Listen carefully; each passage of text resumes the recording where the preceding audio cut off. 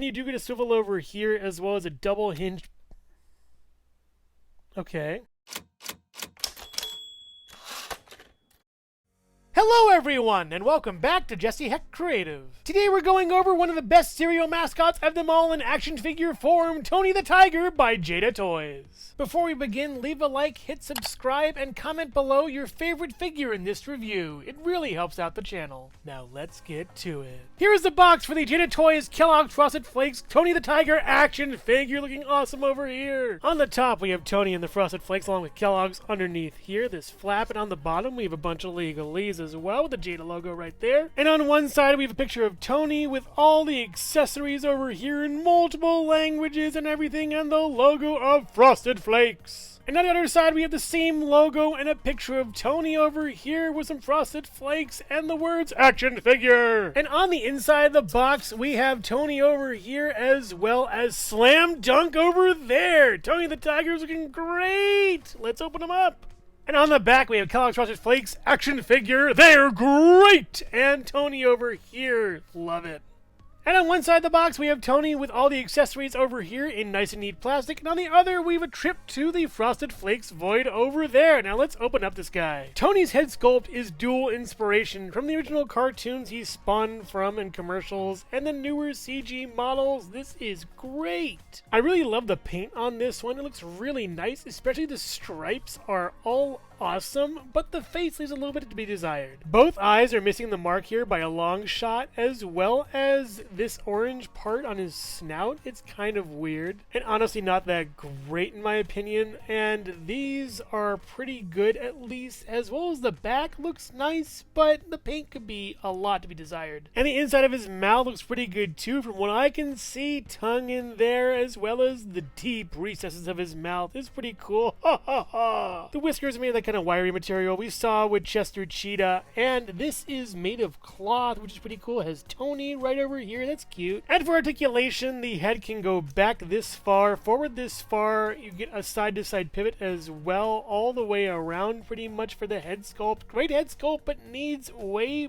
better paint. And in seeing if you take the head off, which you can, the arm did fall off, which is kind of weird. So yeah, you can have him naked, but he's armless. Easily detachable though. The body looks really nice as well, though we do run into the same problem with articulation. Going back and forth as well as all the way around does break up the paint. The stripes are really nice though. You do have to put an effort in to keep everything in line. I do think it looks nice, but the construction of it is sadly not that great for an action figure. The arms are large and muscular with nice stripes on them, and even though this one did fall off on me and put it back together, it still kind of sours the experience a little bit. My problem is these joints over here that either have a lot of rub on them or have paint on them, and they should be just a colored piece of plastic instead of painted. It's really weird. And the other side has a lot of markings on it. Honestly, I don't know if I got a dud, but I'm feeling it. This is kind of sad.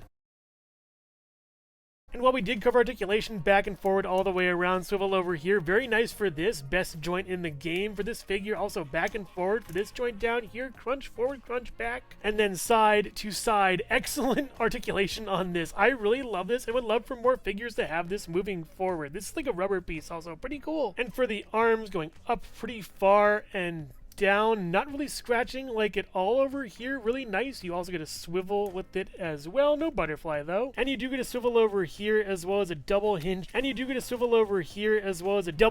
pinless tech elbow over here. And then moving back down to a swivel over here and then up and down for this hand. And a swivel over here and then up and down for this hand as well. Working out pretty nicely with a swivel too. The back also looks good with the stripes connecting through over here if you position them right a little bit, as well as some little lighter orange highlights here. It's really nice. And this sort of like rubber overlay looks pretty nice, at least. I think it's good, and the tail is good too. The stripes in it are really nice as well, and it has a good swivel as well as a hinge up and down for balance also, where he can stand on it. It's nice. And the legs themselves are really short and stocky. I like how they look. Not too many stripes on them. I wouldn't have minded like one more in the middle at least for these two. And his feet look good as well with some overspray signifying some lighting source. It's pretty cool, as well as one toe bean for each and a bunch of legalese. Cool. And for articulation, you can go up this far with the leg and then back pretty far and then back this way and then forward with a little bit of swivel up here and some swivel at the knee. And then for the foot, you get down and then up and then a pivot over here and no peg holes, but again, legalese and toe beans. How can you beat that? But Tony's over here scratching his head trying to figure out where he put his accessories. Let's find them right after this.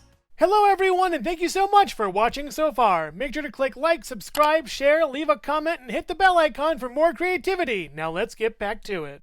Tony comes with a C-cup hand as well as this fist over here to start off with, but there's more in store. He comes with a pointing one hand as well as having a swivel on it and a hinge going up and down like a finger wag. The paint's really nice too. And he also has a thumbs up hand that looks really nice and is a signal of approval from him. I love it. You get a good swivel out of that as well as a hinge up and down, the finger wag. It's great. He comes with a finger pointing hand with another peg on top of it. Same articulation as before on this one. And he also has this cupped hand with a peg on it as well as a swivel and then a hinge over here. I would love to get a high five from him if this peg wasn't here, but yeah, that would be awesome. True honor. He also comes with a basketball that's really nicely detailed. I love how this thing looks. A little bit kind of plasticky in some parts, drippage over here, oddly enough, but a hole over here. That slots ever so nicely into the peg right here, and it can spin really well. Awesome on that. And if you don't want to spin it around manually, may I suggest an effect for this? Placing the spin effect around looks really cool. I really like how this is. It's really hard to put on, honestly, though, and requires two hands, but it's well done with one. And Tony also comes with an opposite thumbs up hand with a spoon in it with frosted flakes in there. Gotta love it. Looks really good. Get a swivel over here as well as a hinge going up and down pretty much, and the spoon can move a little bit in and